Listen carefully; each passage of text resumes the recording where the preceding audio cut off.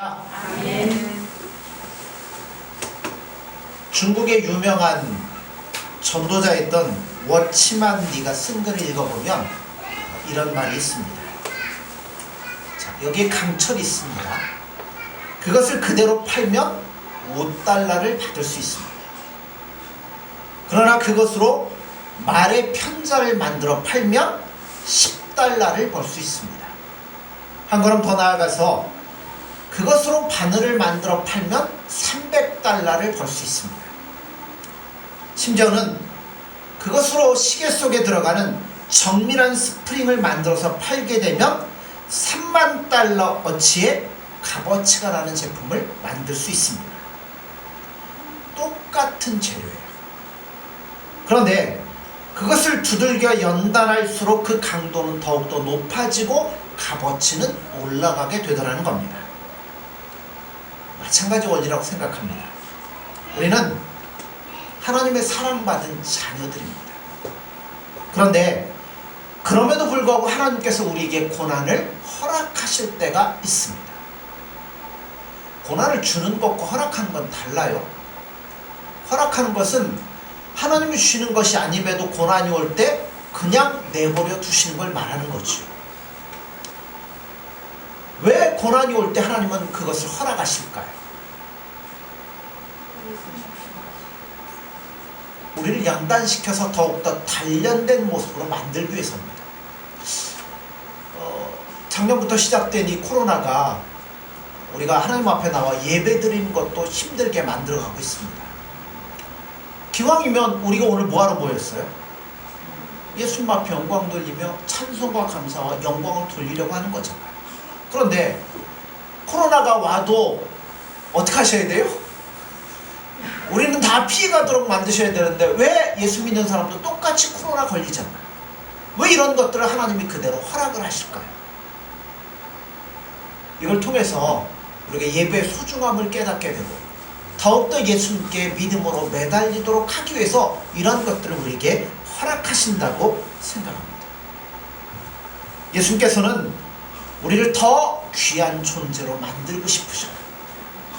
사랑하는 자녀된 우리들이 언제나 최상의 존재가 되기를 원하시기 때문에 때론 원치 않지만 고난과 이런 것들을 통하여서 우리의 믿음을 더욱더 단련시키시며 연단하신다는 겁니다. 워치만 리 얘기가 나왔으니까 계속 얘기하겠습니다. 이 워치만 리는 어렸을 때부터 많이 아팠어요. 그래서 의사가 진단을 해보고 이 아이는 자라서 성년을 넘기지 못하고 죽을 것이다. 근데 이 워치만 리는 어렸을 때부터 믿음을 가지고 있으니 늘 하나님 앞에 뭘 기도했겠어요? 예수님, 내가 이렇게 아픕니다. 내가 너무 힘듭니다. 내가 청년을 넘기지 못한다고 해요. 제발 고쳐주세요. 얼마나 예수님 앞에 간절히 기도했겠습니까? 그런데 그런 기도할 때마다 예수님이 주시는 응답은 한결같았어요. 바울이 고린도후서 12장에 보면 자기의 육체에 있는 가시를 제거해달라고 3번씩이나 기도했을 때 예수님이 주신 응답이 있었습니다. 그 응답이 뭐예요? 내 은혜가 내게 족하다. 이는 내 능력이 약한 데서 온전하여 짐이라. 워치만 리도 똑같은 응답을 받았습니다. 그런데 그 응답이 마음에 흡족하게 와닿지는 않아요. 왜요? 아프니까. 그러니까 아플 때마다 예수님 앞에 눈물을 흘리며 하소연할 수밖에 없었어요. 그런데 그가 어느 날 잠을 자다가 꿈을 꿨습니다. 꿈에 배를 타고 양자강을 거꾸로 거슬러 올라가는데 가다 보니까 커다란 바위가 배 앞을 딱 가로막고 있어요. 그러니 배가 갈 수가 없어요. 꿈속에서까지 기도를 했어요. 예수님, 이 앞에 큰 바위가 있어서 가지는 못하는데 이거를 제거해 주세요. 그때 예수님이 이렇게 물으시더라는 겁니다. 얘야, 내가 너를 위해서 큰 바위를 치워줄까? 아니면 강물이 불어나서 바위로 딱 올라가게 해서 배가 가도록 해줄까? 곰곰이 생각해보고 나에게 대답을 해라. 워치만 리가 곰곰이 생각을 해봤어요. 물론 앞에 있는 바위가 치워지면 배는 그대로 가겠죠. 근데 가다 보면 또 바위가 있을 수가 있잖아요. 그렇지만 강물이 충분히 불어서 바위 높게 올라가면 앞에 있던 바위들도 다 잠길 거라는 거죠. 그래서 예수님, 강물이 불어나서 제가 바위를 지나갈 수 있도록 해주십시오. 그 순간 강물이 불어났고 목적지까지 배는 다 갔다는 겁니다. 그 순간 잠에서 깼어요. 잠에서 깨고 아주 귀한 깨달음을 하나 얻었습니다. 그는 지금껏 자기 앞에 놓여있는 이 장애물 하나 때문에 고통하며 그것을 없애달라고 예수님께 기도를 했어요. 그런데 가만히 생각해 보니까 예수님이 주시는 은혜를 충분하게 받기만 하면 그 어떤 고난이라도 다 넘어갈 수 있다는 것을 깨닫기 시작했습니다. 그뒤부터는 기도의 제목이 싹 바뀌었어요. 예수님, 나 낫게 해주세요. 이게 아니라 예수님, 대신에 나에게 예수님의 은혜를 마음껏 부어주세요. 그는 예수님의 넘치는 은혜를 받았습니다. 의사가 몇 살을 넘기 힘들다고요? 청년의 것을 넘기 힘들다고 했는데 그는 80세 넘게 살았습니다. 그리고 중국의 기독교 역사상 지울 수 없는 큰 자취를 남긴 훌륭한 신앙인이 되었습니다. 사랑하는 성도 여러분들, 우리는 하나님의 자녀입니다. 우리는 하나님의 후사로서 우리 주 예수 그리스도와 더불어 장차 하나님의 나라의 영광을 공동으로 상속할 자들이라고 성경은 말씀해요. 그러나 우리가 그리스도와 함께 그 영광을 받기 위해서는 먼저 통과해야 될 것이 있다는 겁니다. 그게 뭐냐면 오늘 바울이 얘기하는 것처럼, 바울이 말씀을 통해서 얘기하는 것처럼 먼저 우리가 그리스도와 함께 받아야 될 것이 있는데 그게 고난이라고 말씀하는 거예요. 그래서 우리가 어떻게 이 고난을 바라봐야 될까? 올해도 코로나 때문에 이 겨울이 되니까 더 심각하잖아요. 이제는 5인 이상 모이면 서로 신고해가지고 뭐 상품권 받나요? 이거 뭐 북한만 더 못한 세상이 돼가고 있는데 뭐 그러죠. 그러다 보니까 가게들은 문을 닫을 수밖에 없는 거고, 여러분 얼마나 많은 사람들이 힘들어합니까? 신문에 난 걸 이렇게 잠깐 봤더니 헬스클럽을 운영하는 관장님이 사람들이 못 오니까 직원들하고 새벽 뭐 배달 알바 이제 뛰러 나간다고 그래요. 이런 경제도 어렵죠. 정치적으로도 아주 혼란하죠. 사회적인 문제도 많죠. 우리 예수 믿는 사람들 특별히 이렇게 모여서 예배 드리는 것도 많은 어려움을 겪고 있습니다. 이런 어려움 가운데서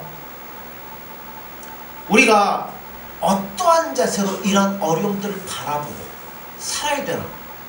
아니 뭐 개인적으로는 여러 가지 고난도 있고 어려움도 있잖아요. 이런 것들을 어떻게 바라봐야 될 것인지.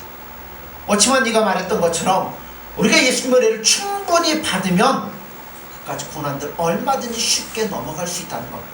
그래서 오늘 고난을 대하는 세 가지의 태도를 우리가 살펴보려고 해요. 자, 첫째는 우리가 고난을 당할 때, 어려움을 당할 때 뭘 생각해야 되냐면 우리에게 영광이 있다는 것을 기억하셔야 됩니다. 여러분 고난만 보지 마세요. 고난 뒤에 있는 영광을 볼 줄 아셔야 됩니다. 자, 18절 말씀 보세요. 생각하건대 현재의 고난은 장차 우리에게 나타날 영광과 비교할 수 없도다 라고 말합니다. 자, 바울은 지금 내가 당하고 있는 어려움과 앞으로 받을 영광을 비교를 하고 있어요. 그래서 저울을 갖다 놓고 바울이 이걸 직접 쟀어요. 여러분 바울만큼 어려움 당한 사람 어디 있습니까? 뭐 40에 하나 감한매를 여러 번 맞고 죽기까지 맞고 태장으로 맞고 뭐 엄청난 어려움 당했잖아요. 그 어려움들을 모아가지고 평평한 저울 한쪽에다 올려놨어요. 자, 그리고 그가 앞으로 얻을 영광을 또 한쪽에다 올려놓는데, 자, 바울은 어디까지 올라갔던 사람이죠? 3층천, 셋째 하늘까지 올라가서 그 모든 것들을 직접 경험했던 사람입니다. 바울은 성령의 감동으로 여러 성경을 기록했어요. 그런데 그럼에도 불구하고 자기가 3층천에 올라가서 봤던 것들은 도무지 말로 형용할 수가 없어서 표현을 형용할 길이 없다라고 성경이 말씀하고 있어요. 하늘나라의 엄청난 영광을 보니까 압도당해가지고 이야기를 할 수 없는 거죠. 그러니까 바울이 두 가지를 지금 올려놓는 거예요. 한쪽에는 자기가 겪었던 고난, 한쪽에는 앞으로 받을 그 놀라운 영광을 딱 올려놨더니 어떻게 되더라고요? 이게 이쪽으로 쭉 기울어가지고 비교를 할 수가 없더라는 겁니다. 현재 우리가 당하고 있는 고난들은 장래에 우리가 얻을 영광과 비교하니까 너무나 가볍더라는 겁니다. 반대로 장래의 영광은 현재 고난에 비해 보면 너무나 엄청나서 무겁더라는 겁니다. 올려놓자마자 뭐 하게 되는 거예요? 한쪽으로 쏠려버리게 되는 거죠. 그렇습니다. 고난은 성경에서 뭐라고 그래요? 경한 것이라고 얘기합니다. 반면에 영광은 중한 것입니다. 고난은 일시적인 거예요. 반면에 영광은 영원한 겁니다. 고난은 어디서 받아요? 이 땅에서 받지만 영광은 영원한 하늘나라에서 받는 겁니다. 고난은 누구로부터 와요? 사람으로부터 옵니다. 그러나 영광은 하나님이 친히 우리 가운데 주신다는 겁니다. 바울이 이걸 아니까 재보니까 비교할 수가 없잖아요. 그래서 그는 일평생 동안 예수님을 위해서 기꺼이 고난을 당하면서 헌신했습니다. 심지어는 자기의 이 고난 너머에 있는 찬란한 영광을 보았기 때문에 예수 그리스도를 위해서 자기의 목숨까지도 기꺼이 바쳐 순교의 길을 걸어갔습니다. 어디 뭐 바울만 그럽니까? 우리가 알고 있는 스데반 집사님, 공회 앞에서 입을 열어 담대하게 주 예수 그리스도를 증거했습니다. 증거할 때 그거를 듣는 사람들이 뭐 했어요? 그렇죠. 분노한 모습으로 이를 갈고 죽이려고 덤벼들기 시작합니다. 그때 스데반 집사님 어디를 봐요? 하늘을 봤습니다. 하늘문이 활짝 열렸고 하늘의 모든 영광이 보여주기 시작합니다. 더더군다나 우리 주 예수 그리스도께서 하나님 우편에 서신 것을 그는 봤습니다. 그러니까 감격 가운데 외치죠. 뭐라고 외쳐요? 보라, 하늘이 열리고 인자가 하나님 우편에 서신 것, 이 앉아 계신 것을 보노라. 그때 여기저기서 뭐가 날라와요? 돌이 날라오기 시작합니다. 맞으면 어떻게 했어요? 얼마나 아픕니까? 돌에 맞아 죽는데. 그런데 그가 당하는 현재 고난은 참으로 극심한 것이었는데 그때 그가 무릎을 꿇습니다. 예수님 앞에 이렇게 기도를 해요. 주 예수여, 내 영혼을 받으시옵소서. 그리고 또 뭐라고 그러죠? 저들의, 그죠? 이 죄를 저들에게 돌리지 마옵소서. 그리고 아마 숨졌는데 어떻게 숨졌을까요? 그렇죠. 우리가 보지는 못했지만 잠을 자는 듯 환한 미소 속에 고요히 숨을 거뒀으리라 봅니다. 그는 고난 너머에 있는 영광을 보았기 때문에 그 극심한 고난 속에서도 그 얼굴은 천사와 같이 환했으리라 생각합니다. 사랑하는 성도 여러분들, 우리 크고 작은 고난들이 있잖아요. 뭐 질병 때문에도 그렇고 어떤 문제 때문에도 그렇고 어떤 돈에 관련된 것들, 여러 가지 것들이 있어요. 그런데 여러분 눈앞에 있는 고난만 바라보지 마십시오. 고난 너머에 있는 영광을 보세요. 오늘 18절에 말씀하잖아요. 생각하건대 현재 고난은 장차 우리에게 나타날 영광과 비교할 수 없다고 말씀하잖아요. 그러므로 여러분 늘 이것을 보시면서 믿음으로 승리하십시오. 두 번째는 우리에게 뭐가 있냐면 응원군이 있다는 거예요. 왜 어렸을 때 운동회 하면 청팀, 백팀 나누면 경기할 때 막 경기 안 하는 사람들은 뭐예요? 청팀 이겨라, 청팀 이겨라, 뭐 백팀 이겨라, 뭐 그러잖아요. 노래도 있잖아요. 뭐 따르릉 따르릉 전화 왔어요. 100분 이겼다고 전화 왔어요. 아니야 그건 거짓말, 뭐 그러면서 응원을 열심히 하잖아요. 근데 우리에게도 뭐예요? 고난을 당할 때 응원군이 있다는 거예요. 자, 말씀해 보면 모든 피조물들이 우리를 위해서 탄식하고 있다고 그랬어요. 다른 말로 얘기하면 격려하며 응원하며 정신 차리라고 소리를 지르더라는 거예요. 자, 19절 말씀 보세요. 피조물들이 고대하는 바는 하나님의 아들들이 나타나는 것이니. 자, 모든 피조물들이 간절히 간절히 기대하는 순간이 있습니다. 언제냐면 하나님의 아들들은 우리들이 영광스러운 모습으로 나타날 때를 모든 피조물들이 기다리고 있다는 것. 왜 그럴까요? 자, 20절을 보세요. 피조물이 허무한데 굴복하는 것은 자기 뜻이 아니요 오직 굴복하게 하시는 이로 말미암음이라. 자, 피조물들이 뭐하고 있다고요? 허무한데 굴복하고 있다는 거예요. 자, 이걸 어떻게 설명하냐면 이렇게 설명드리면 될 것 같아요. 예를 들어 꽃이 있습니다. 꽃이 확 잡히면 어때요? 아름답죠. 향기가 나죠. 근데 이게 영원합니까? 시간이 지나면 어떻게 돼요? 시들고 쭈그러들면 이거 얼마나 볼품없어요. 결국 시간이 지나면 땅에 내다버릴 수밖에 없고 썩어질 수밖에 없습니다. 꽃만 그럽니까? 모든 초목들이 다 그렇습니다. 봄이 되면 새싹이 파릇하게 올라오죠. 여름 되면 얼마나 이게 풍성해집니까? 가을이 되면 울긋불긋 물들고 낙엽으로 하나둘 다 떨어져서 겨울이 되면 앙상한 가지밖에 남질 않습니다. 허무한데 굴복하는 거죠. 동물들도 마찬가지입니다. 약한 것은 강한 것에 잡아먹힙니다. 그럼 강한 것은 영원히 삽니까? 그것도 결국 나이 들거나 병들면 죽어가게 되는 거고 땅에서 썩어질 수밖에 없다는 겁니다. 그런데 이런 모든 피조물이 허무한데 굴복하는 것이 자기 뜻이 아니라고 했어요. 사실 이렇게 된 데는 누구 책임이 커요?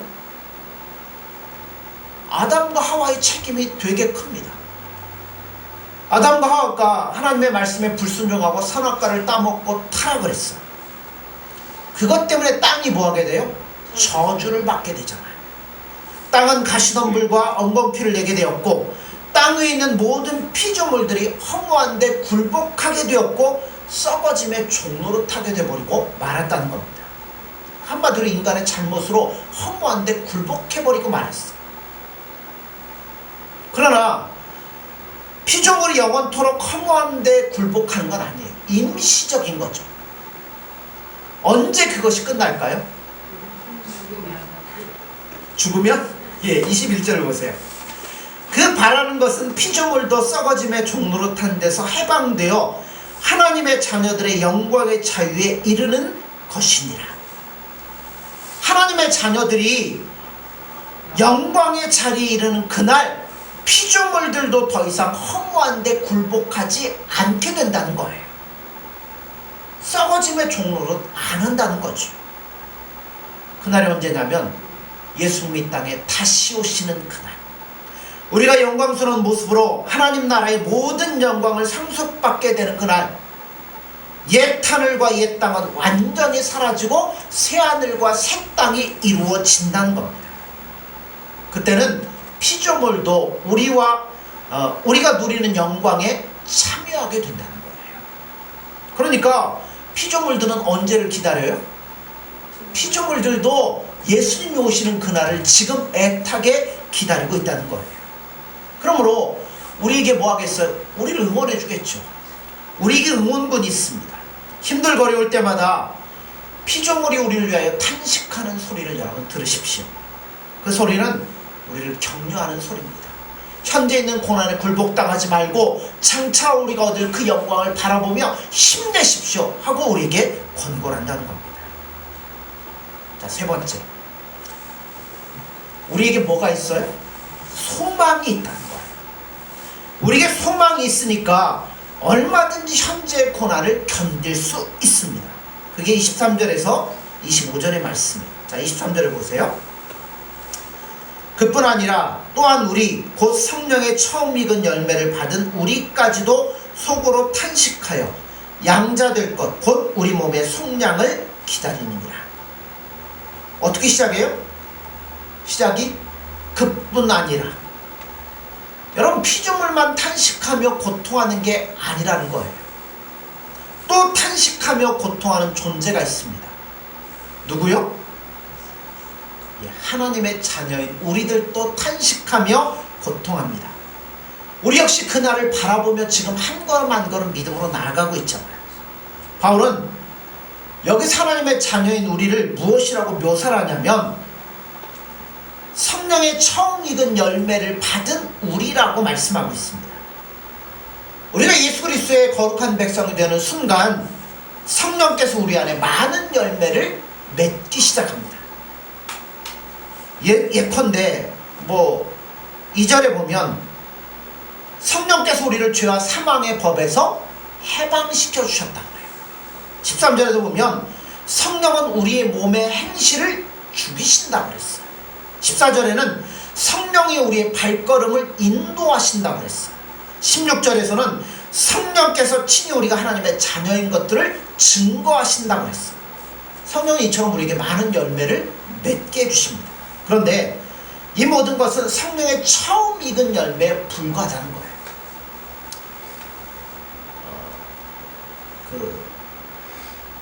양식당 가면 프랑스 식당 같은 데 가면 우리나라처럼 음식이 한꺼번에 안 나오죠. 순서가 있어요. 체험에 뭐가 나와요? 에피타이저가 나오죠. 그럼 먹고 배부르란 얘기가 아니고 입맛을 돋우란 얘기예요. 그러니까 에피타이저 먹고 나면 다 먹었습니다 갑시다가 아니고 뭐예요?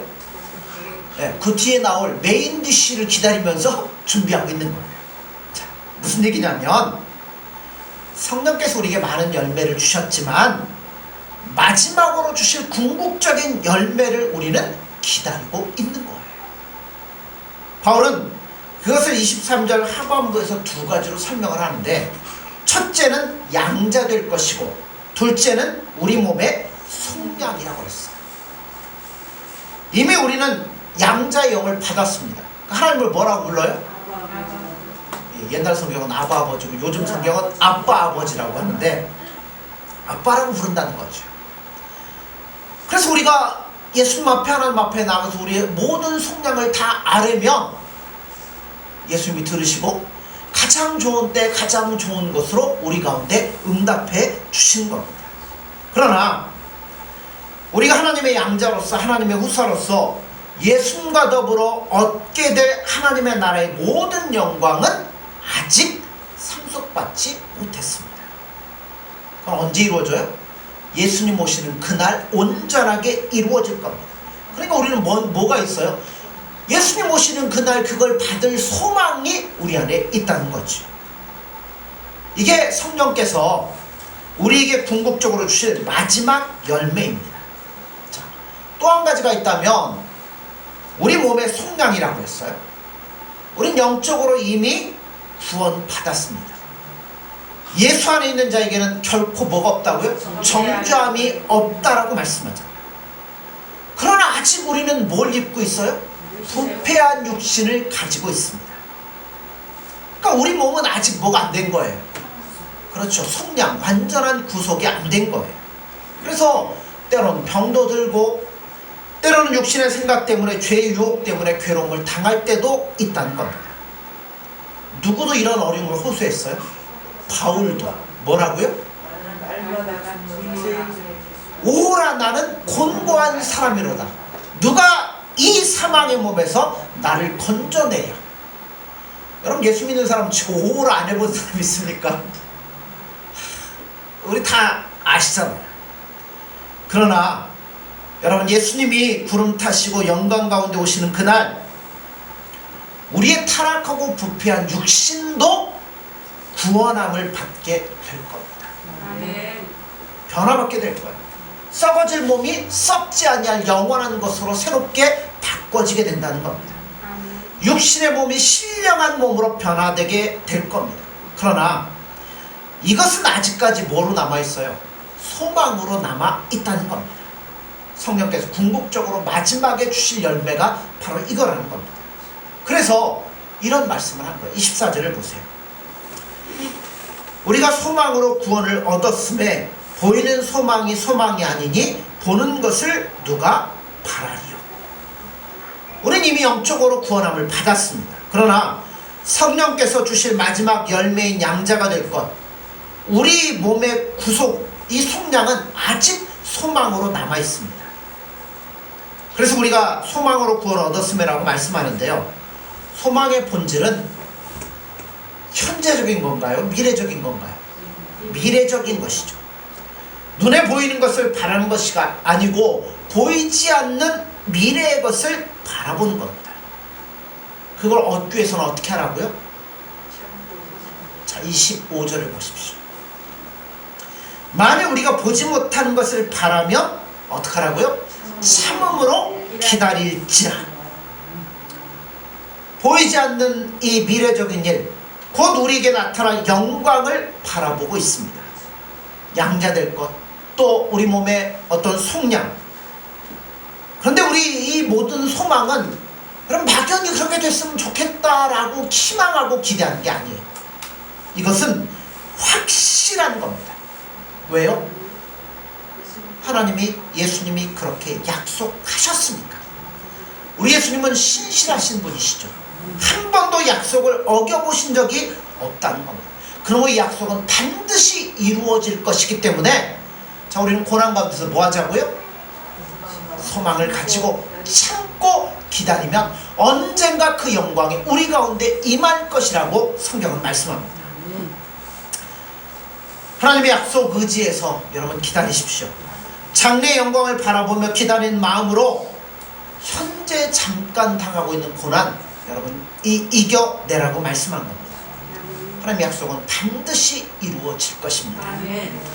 장로교회 창시자였던 칼빈 이 선생님이 이렇게 말했어요.